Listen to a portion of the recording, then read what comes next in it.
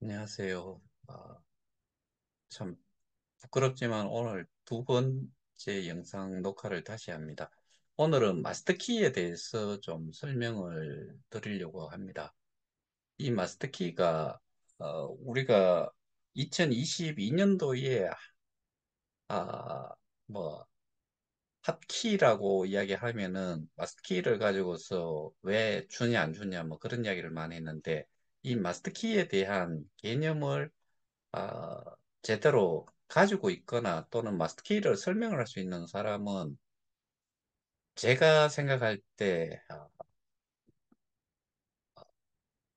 프론티어 중에서는 있을까? 저는 사실 그렇게 생각을 해요.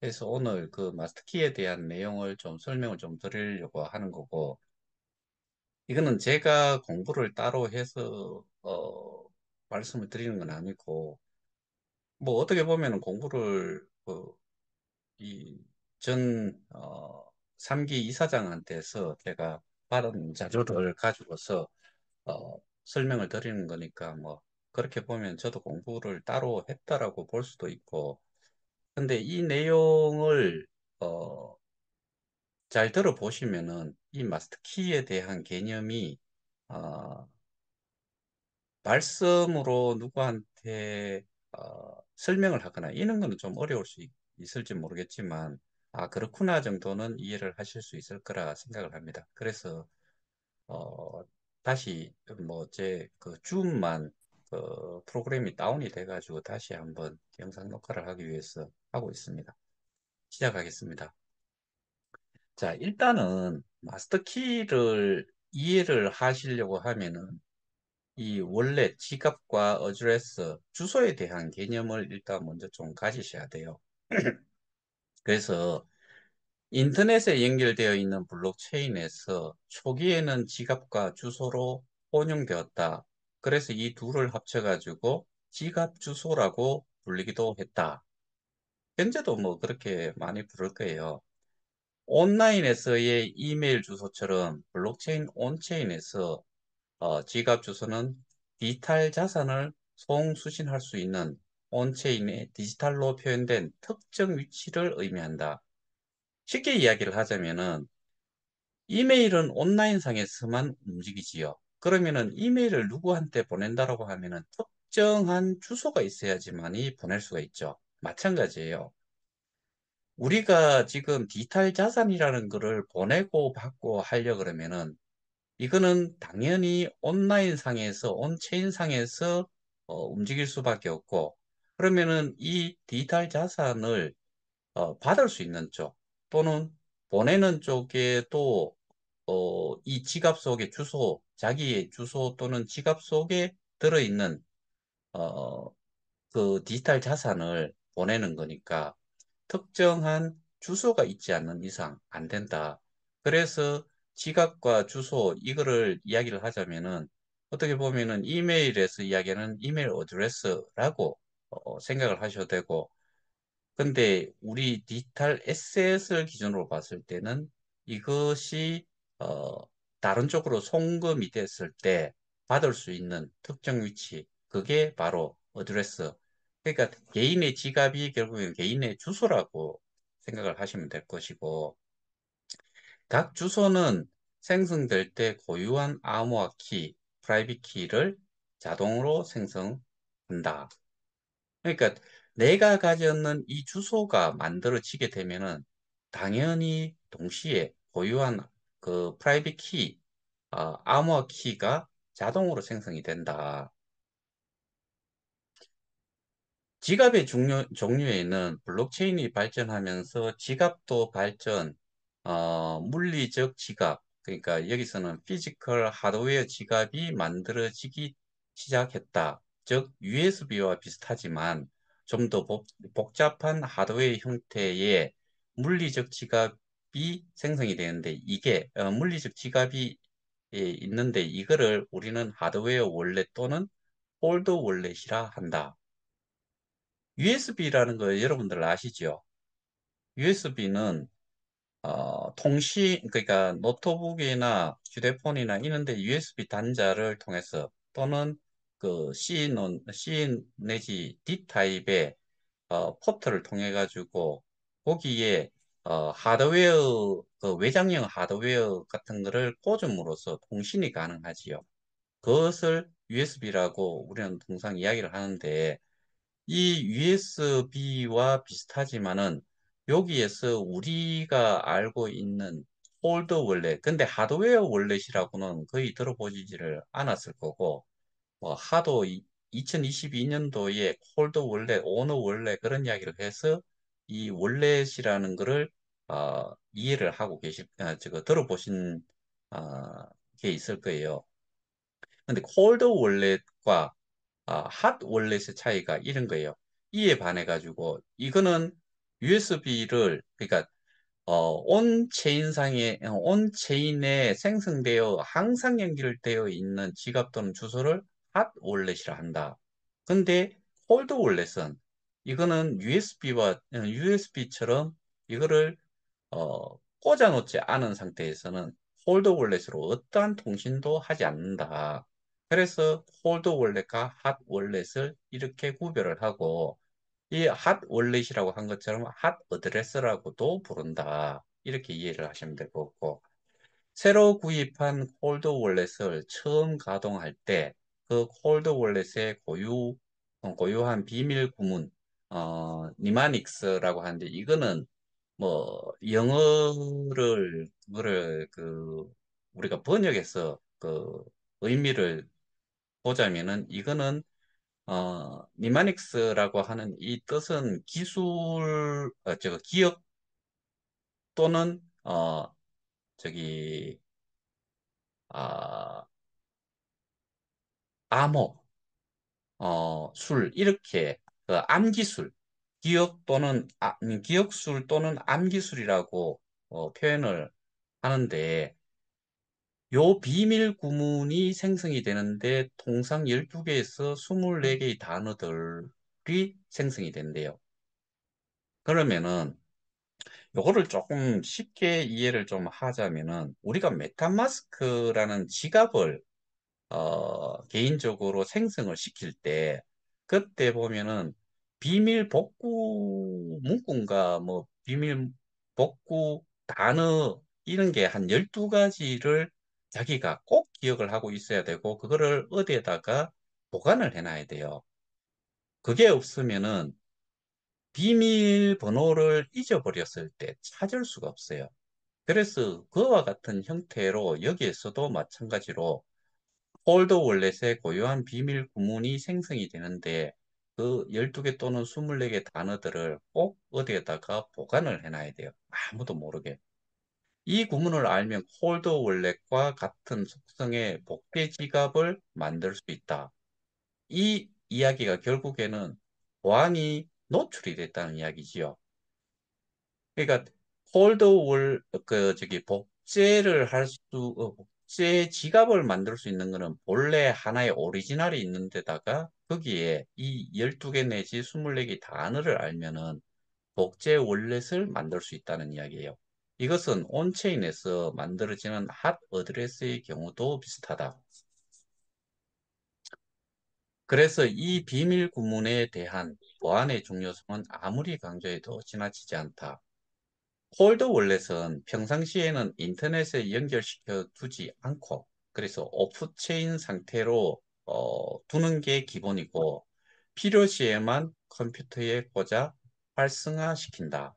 활성화시킨다는 건 이제 어떠한 어, 통신이 연결이 되어 있는 상태이기 때문에 뭐 여기에서 이야기하는 어, 그 송금이라든가 그다음에 송금되는 걸 수신을 한다거나 뭐 이런 것들이 다 가능한다는 이야기지요. 잠깐만.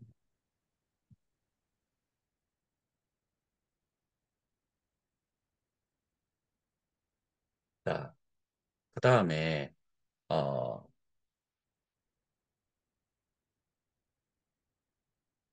하나의 콜드 월렛에는 하나 이상의 여러 디지털 자산, 즉 여기는 암호화폐라고 했는데 우리는 통상적으로 가상자산 또는 뭐 이 디지털 자산이라고 하는데 일반 사람들은 암호화폐라고 하니까 이렇게 표현을 해놨어요. 하나의 콜드 월렛에는 하나 이상의 디지털 자산, 여러 디지털 자산 주소를 생성할 수 있고 서로 다른 온체인 디지털 자산 주소 체계를 생성할 수 있다. 예를 들어서 하나의 콜드 월렛에서는 4개의 서로 다른 이더리움 계열 주소와 3개의 다른 비트코인 주소를 동시에 생성할 수 있다. 그러니까 실제로 맥스 한 7개 정도를 이더리움 계열이라고 하는 건 우리 같은 경우에는 비트, 이더, 그 다음에 USDT, 그 다음에 KOK. 요게 우리는 3개가 포함이 되어 있고 비트코인 주소 비트코인 계열로 해가지고는 비트코인 한 개 해가지고 우리는 4개를 지금 이 홀드 월렛에 넣어놓은 상태지요. 그러면은 폴더 월렛이 인터넷에 연결되어 활성화되면 그 안에 들어있는 모든 주소는 핫 어드레스가 된다.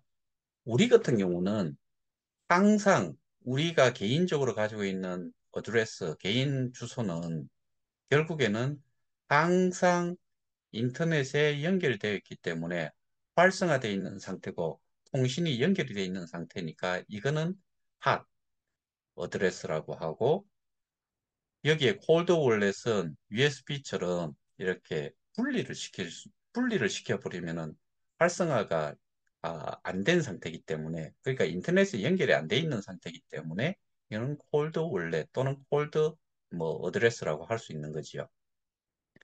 토큰 코인의 어떤 주소에 대한 리더성 트랜잭션은 그 주소만 알면 인터넷에서 누구라도 시작할 수 있다. 우리가 쓰고 있는 거예요. 이더스캔에서 어떤 지갑 주소라도 그 거래와 잔고를 누구나 볼 수 있는 게 이에 해당이 된다. 누구 건지는 사실은 알 수가 없지만은 많은 어드레스가 있으면 이더리움 계열이면은 이더스캔 상에서 지갑 주소가 누구 것인지는 알 수는 없지만은 그 지갑 주소에 들어있는 그 지갑 주소가 거래한 내역과 잔고를 누구나 볼 수 있다는 볼 수 있다는 내용의 이야기예요. 그 다음에 토큰 코인의 어떤 주소, 오너 어드레스에 대한 라이트성 트랜잭션은 그 주소의 소유자만이 인터넷에서 시작할 수 있다. 요거는 오너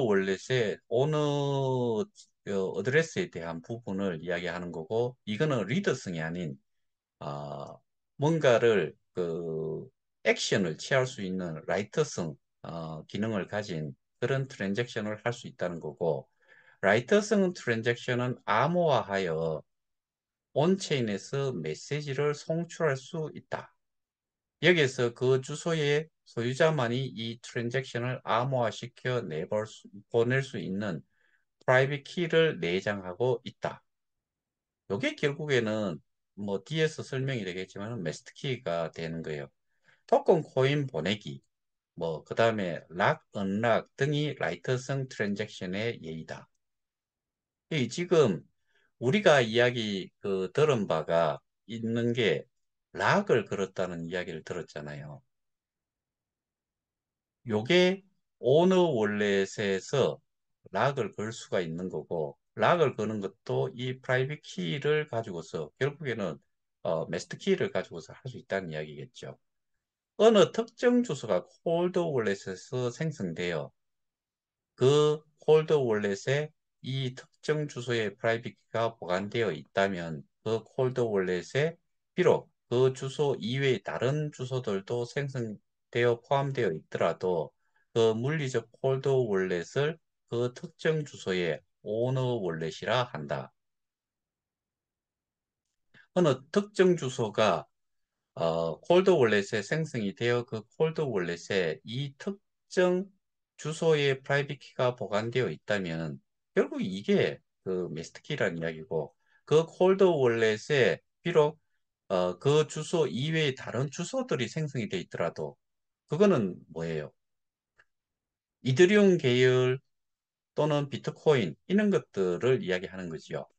그런 것들이 들어올 수 있는 주소라는 건 결국엔 내가 받을 수 있는 그리고 내 주소 속에 들어있는 것을 다른 주소로 보낼 수 있는 그런 역할을 할 수 있는 거기 때문에 그 물리적 콜드 월렛을 그 특정 주소의 오너 월렛이라 한다. 오너 월렛이라는 게 뭐 주인이라는 개념이고 어, 모든 것들을 컨트롤하는 그것을 오너 월렛이라고 생각하시면 될 것 같아요. 어느 토큰 코인의 발행은 그 토큰 코인의 생태계를 창조하는 것으로 매우 중요한 행위다.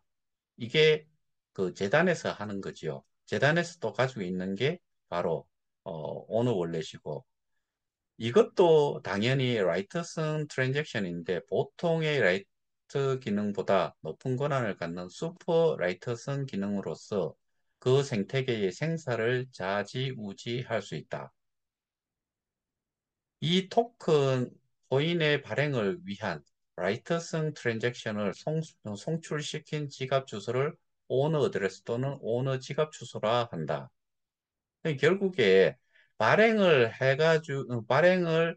해가지고 그 보관을 하고 있는 게 오너 어드레스에 다 보관이 된다는 이야기지요. 이 오너 어드레스는 보안의 중요성 때문에 보통 온라인상에 보관하지 않고 홀더 월렛에서 생성하여 그 프라이빗 키를 보관을 한다. 그 홀더 월렛에 보관되어 있는 이 오너 월렛의 프라이빗 키를 흔히 마스터 키라 한다. 결국에는 보안이라는 문제 때문에 이 마스터 키라고 하는 게 오너 월렛의 프라이빗 키인데 요거 자체를 핫 월렛으로 두지 않고 홀더 월렛으로 둔다는 이야기죠. 홀더 월렛은 USB처럼 통신을 차단할 수 있는, 그 분리를 시킬 수 있는 기능을 같이 가지고 있는 것이요. 그래서 우리는 이 마스터 키라는 게 그러니까 여기서는 콜드 월렛이라고 했는데 콜드 월렛이 아닌 핫 월렛에 있으면은 뭐 틀리기가 그 해킹을 받을 소지가 크지요.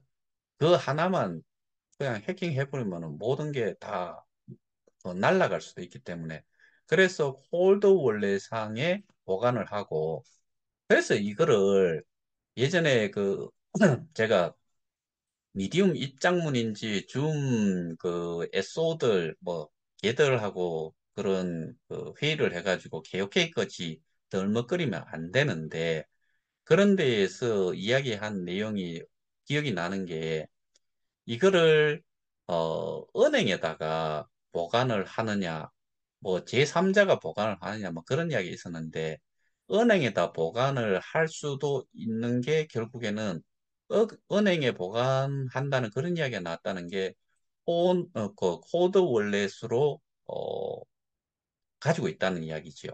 그러면은 은행 같은 경우에는 현금이나 이런 거를 계좌 이체나 뭐 이런 식으로 해가지고 보관을 하는 경우도 있지만은 골드바와 나머지 이 실질적인 현물을 그 아주 비싼 그런 뭐 다이아몬드든 뭐 이런 것들을 은행에 보관을 하는 것처럼 이렇게 그렇게 보관을 할 수도 있다. 이 이야기는 결국에 필요할 때는 끄잡아내서 어, 통신과 연결을 시켜가지고 사용을 하고 그 나머지 시간은 전부 다 모든 것들을 그러니까 이제 통신과 연결을 하지 않은 오프체인 상태로 유지를 한다는 이야기지요. 이러한 슈퍼라이트 기능을 가진 오너 어드레스를 마스터키라 한다. 위에서 살펴본 바와 같이 보통 오너 어드레스는 콜드 월렛의 그 프라이빗 키를 보관하기 때문에 홀드 월렛의 그 프라이빗 키를 보관하기 때문에 마스터 키를 인계한다는 것은 콜드 월렛을 인계한다는 것과 비슷한 뜻이지만 그 콜드 월렛의 클론이 이미 만들어져 누군가가 비밀리에 보관하고 있을 가능성이 있다. 그러니까 이거를 꽂았을 때 인식을 하도록 해놔놓고 이 클론, 그러니까 복제를 복제를 해놨다고 하면은 그러면은 그걸로 현재 프라이빗 키, 마스터 키에 암호를 바꿔놨다 손 치더라도 복제가 돼 있으면 그거를 찾아 들어갈 수가 있다는 이야기예요. 그래서 여기에서 그러한 복제된 오너 월렛의 위험성 때문에 마스터 키의 인계를 물리적으로 하지 않고 주소 자체를 주소 자체를 다른 새로운 오너 어드레스로 변환시켜 주는 것이 가능하다. 왜냐하면은 이 클론이라는 문제 때문에 그래요. 그래서 여기서 보시다시피 어, 주소를 새로운 어드레스로 변환시켜 가지고 주는 것이 가능하다라고 했는데 그 명령어가 바로 transfer underbar ownership 갈로 해가지고 new owner underbar 이 어드레스 이렇게 해가지고 바꿀 수가 있다는 거지요. 이것 또한 매우 중요하고 위험한 슈퍼라이트 권한이기 때문에 기존의 오너 어드레스에서만 실시할 수 있는 기능이다. 넘겨주더라도 이거를 할 수 있는 거는 이 오너 어드레스에서 이렇게 슈퍼라이트 기능을 시행을 할 수 있다는 이야기지요. 이 새 오너 주소는 인계받는 쪽에서 새로 준비한 뉴 콜드 월렛에 생성되어 있는 경우가 보통이다. 그러니까 이렇게 바꾸고 나서는 바로 이 콜드 월렛으로 옮기겠다는 이야기지요. 이렇게 새로 준비한 뉴 콜드 월렛이 새 오너 지갑이 되는 것과 같다. 이게 오늘 제가 좀 말씀을 좀 드리고 싶었던 마스터키에 대한 개념을 좀 알고 계셨으면 좋겠다 싶어가지고 그래서 오늘 설명을 좀 드렸는데 사실 이 내용을 전부 들어보시면서 어, 어디 누구한테 설명을 할 정도는 안 되실 거고 아, 지갑 주소의 역할이 뭐며 그 다음에 콜드 월렛과 핫 월렛 또는 콜드 어드레스와 핫 어드레스의 개념을 좀 가지시고 그리고 어, 이 콜드 월렛 속에 콜드 월렛인 어, 속에 어, 들어있는 프라이빗 키가 결국에는 마스터 키다. 그런데 그 콜드 월렛에 담을 수 있는 핫, 오너 어드레스에 담을 수 있는 가지수는 이더리움 계열과 비트코인 계열로 해가지고 총 7개 정도를 담을 수 있다. 근데 이게 제가 오늘 이 이야기를 설명을 드린 이유가 2022년도에 많은 사람들이 매스키를 넘겨주라고 이야기하죠. 인수인계를 하라고 이야기했죠. 그런데 이 매스터키가 있고 없고 이제 일단은 미디움 입장문에서 분명히 이야기한 거는 비트코인과 이더리움 그다음에 USDT는 뺐는데 실제로 USDT도 제가 가지고 있는 자료상으로는 한 1억 5천만 불 정도가 돼요. 그러면은 이 비트 이더에 대해 가지고 언급은 해놔놓고 더 이상 거기에 대해 가지고 비트 이더에 대한 궁금증은 있는데 거기에 대해서 관심이 있고 그런데 그 이후에 어떠한 식으로도 거기에 대한 설명은 없어요. 그렇게 스리슬쩍 넘어간 거예요. 근데 제가 가지고 있는 자료, 그 다음에 오입금 돼 있는 됐던 사항, 이런 것들을 생각을 하면은 이거는 비트 이더의 수량이 송가병 씨가 이야기했다시피 이더리움은 2020년인가 그때는 뭐 15만 원, 비트코인은 한 700만 원 했다라고 하는데 지금 비트코인은 700만 원, 7천만 원이 넘어갔지요. 이더리움은 지금 한 400만 원이 넘어갔지요. 그러면 그게 얼마나 큰 액수로 지금 작용을 할까? 왜? 스테이킹을 개수로 했기 때문에. 스테이킹을 한 거를 받은 지갑이 있을 거고, 그 지갑 속에 고스란히 남아 있다고 했을 때, 그의 가치는 지금 엄청나지요. 근데 제가 이 내용을 좀 설명을 하면서 예전에 말씀을 드렸던 게 이게 있었지요. 우리는 플랫폼 가격 조정을 위한 TFT를 구성을 해서 선발을 해가지고 어, 그 플랫폼 가격을 어느 수준으로 그 조정을 하는 게 낫겠느냐 싶어가지고 저희가 그 부분에 대해 가지고 TF를 그 발동을 시켰던 거지요. 그런데 락을 걸었다라고 해가지고 더 이상 그 TF가 운영이 되지 않았어요. 그 당시에 제가 그 단톡방에 쓴 내용이 바로 TF에서는 플랫폼 가격에 대한 안을 만들고 결정이 되면은 그거를 운영사에 주고 운영사에서는 거기에 따라 가지고 재단에서 정책이 결정이 됐으니까 실행을 해달라라고 하면은 실행을 하면 돼요. 근데 제가 그 가지고 있는 이사장의 이메일 내용에 보면은 그렇게 어, 플랫폼 가격 조정에 대해서 수차례 요청을 했고, 근데 그쪽에서 하는 이야기는 운영사에서 구체적인 정책을 수립을 해가지고 넘겨주면은 그걸 보고서 자기들이 판단을 해가지고 이거를, 플랫폼 가격을 조정을 할지 안 할지를 결정을 하겠다는 식의 그런 관계를, 가지고 있었는가 봐요. 이게 말이 안 되죠. 운영사가 정책에 쥐들이 뭔데? 용역사잖아요. 근데 오너인 법인의 대표가 그거를 그렇게 하겠다라고 그것도 프론티어들로 구성이 되어 있는 TF를 통해서 하겠다는 건데, 근데 그걸 그렇게 뭐 계속 진행을 했어야 되는데, 그때 이사장이 그거를 더 이상 진행을 하지 않은 게 저는 큰 잘못이다라는 생각은 저는 뭐 그런 부분은 해요. 그 다음에 메스트키가 없다고 해가지고 뭐 일을 못하는 거는 실제로 아니지요.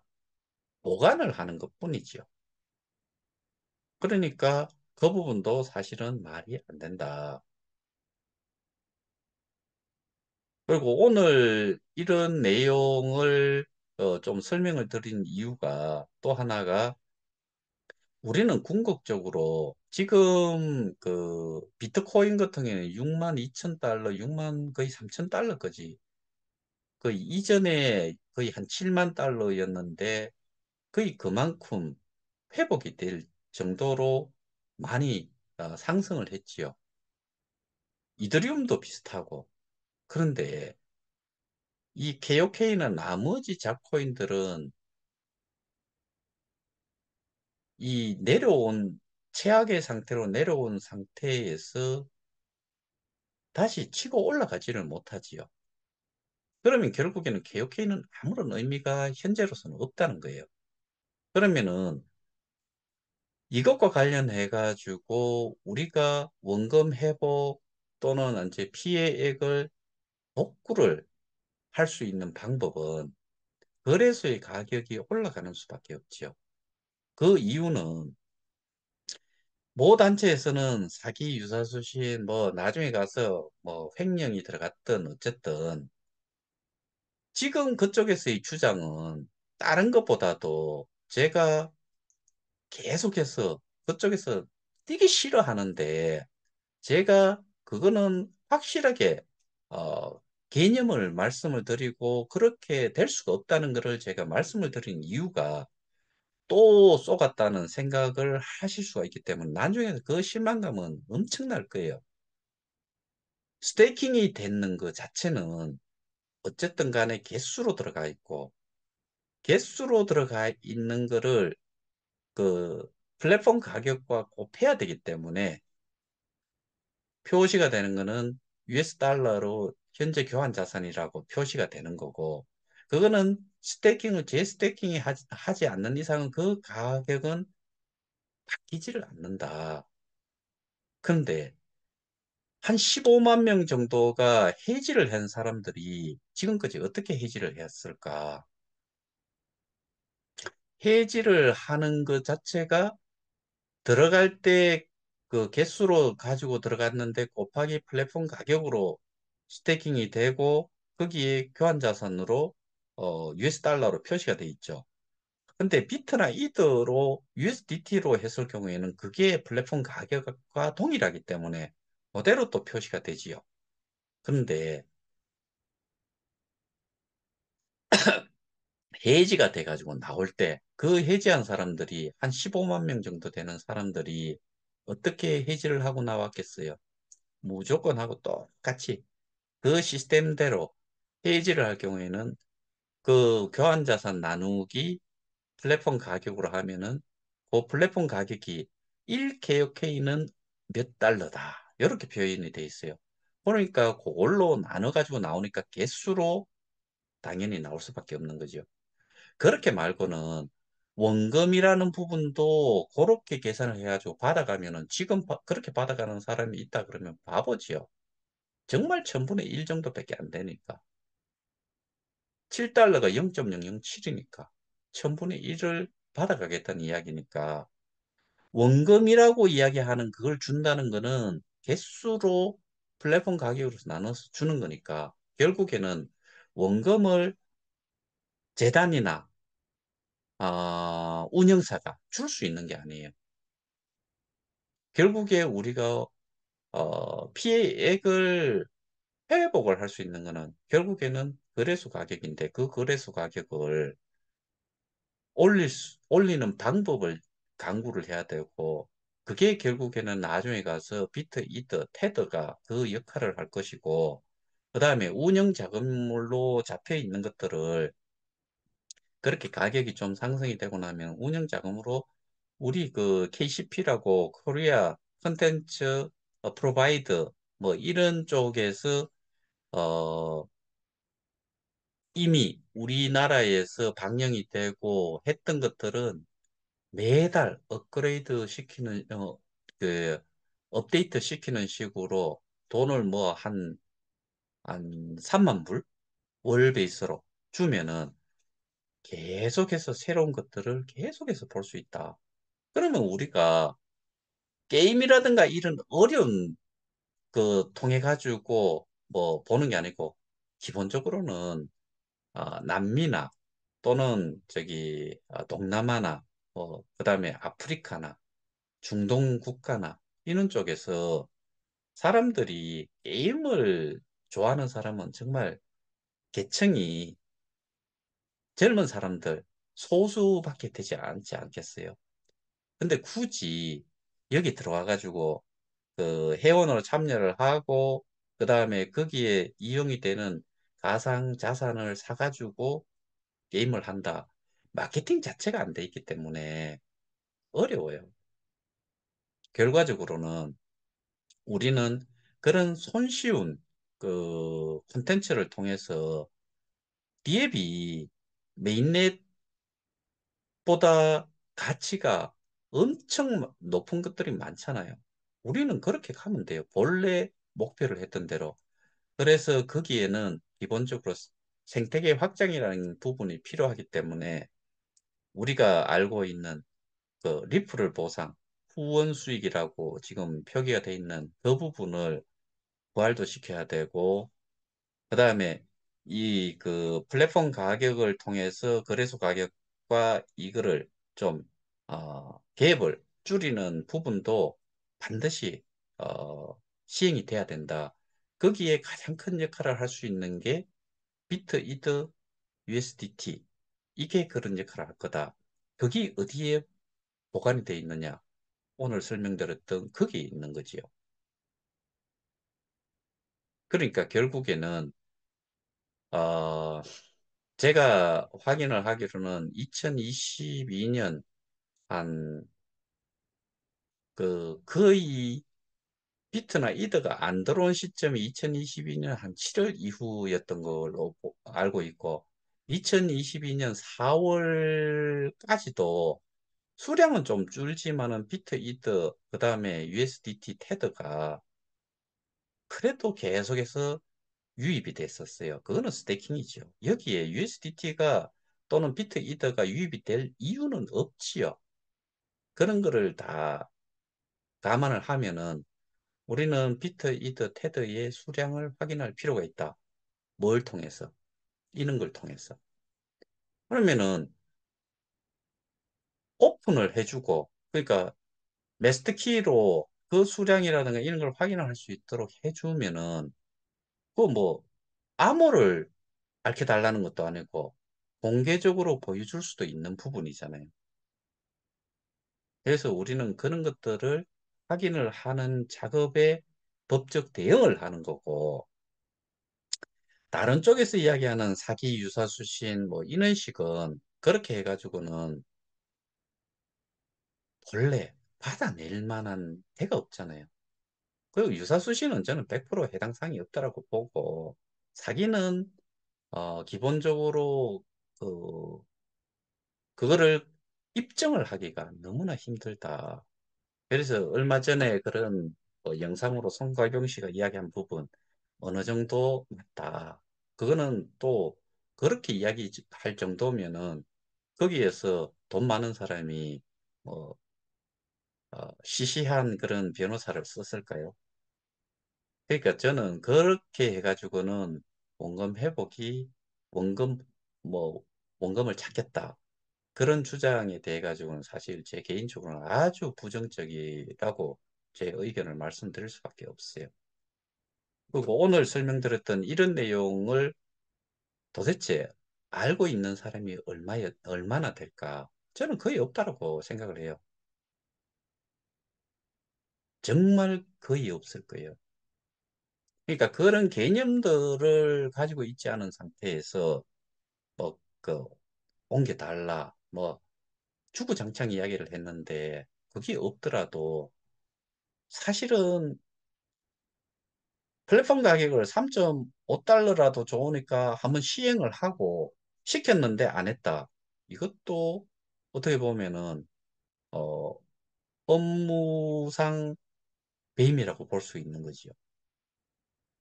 그러니까 우리는 법적인 대응을 합리적으로 가고자 하는 거고 또 우리가 원금을 찾고 피해 금액을 뭐 원금을 찾는다는 부분보다는 우리가 피해 금액을 최소화하거나 저는 경우에 따라서는 훨씬 많은 수익을 내면서 어, 우리가 기존에 하던 그 형태대로 계속 가면은 그거는 당연히 뭐 KCP 이런 쪽 통해서 하면 되는 거고 근데 뭐 웹툰이나 이런 거는 별 의미 없어요.